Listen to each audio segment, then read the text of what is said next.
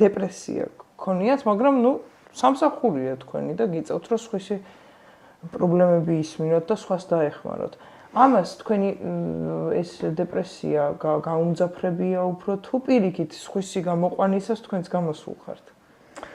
ხო, დეპრესია როგორც კლინიკური მდგომარეობა სხვა არის და არის ასთენიზირებული მდგომარეობა, წინაპირობა, რომ ცოტაც გიკლია დეპრესიამდე, იმიტომ რომ ძალიან გადაიღალე, ბევრი რაღაცა პრობლემა ერთად შეგემთხვა, როგორ არა ყოფილა ესეთი რამ, მაგრამ საერთოდ ესეც შედის მენტალურ ჰიგიენაში, მაგალითად საზღვარგარეთ ჩემ პროფესიის ადამიანებს აქვთ უფრო მეტი დასვენება. მაგალითად ამერიკაში სადაც ვმუშაობდი, ჩემი უფროსი ვინც იყო, ვისი კლინიკური ასისტენტიც ვიყავი, გადაბმულად მუშაობდა 2 წელი და შემდეგ 1 წელს იღებდა აკადემიურს. რომ თვითონ თავის თავთან დაბრუნებული იყო საკმარისად. ამიტომ სხვადასხვა წესებია სხვადასხვა ქვეყანაში, როგორი პროტოკოლია დასვენების, როგორც წესი დასვენებაც დისციპლინაა, რომ ენერგია აღიდგინო და მქონია ესეთი რამე, რომ ძალიან გადამიხარჯავს ჩემი ენერგია და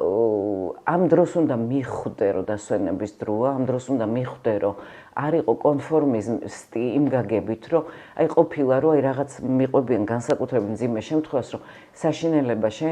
საშინელება მოხდა მის თავს და შენ აი აჩემებული ყავ და შენს გარდა არავისთან არ მივადა, რამენაირად უნდა მიიღო და გამიგრძელებია მუშაობა ზოგჯერ ღამის 12-მდე მიმუშავია და მე რაღაც მომენტში მივხვდი, რომ მე თვითონ ისე გამოვიფიტე, ეფექტურობაც დავკარგე უკვე